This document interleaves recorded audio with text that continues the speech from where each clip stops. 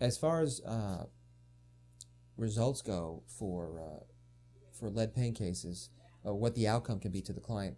First of all, obviously it depends on the case, and it depends on the level of the exposure and the level of the poisoning of the client.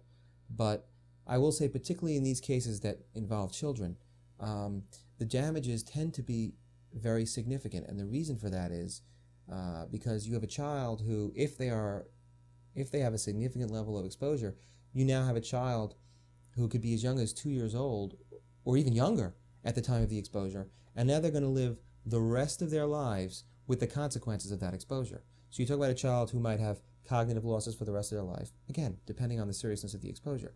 You're talking about a child who might now need special ed classes. You're talking about a child who might not be able to get a job at all, or maybe certainly not the level of job they may have otherwise been able to get had they not been exposed. And that's an enormous amount of damages right there. And that's something that we hire experts to calculate what the earning potential of that child would have been had they not been exposed, and what it is now that they were exposed. Additionally, again, depending on the severity, you may have a child who needs care for the rest of his or her life, whether it's living in an institution because they were really severely exposed, or whether it's getting some type of therapy for the rest of their life. And that could be extremely expensive. And if that's made a part of the damages of the case, you're talking about medical care for the next 70 plus years, potentially, if it was a small child who was exposed.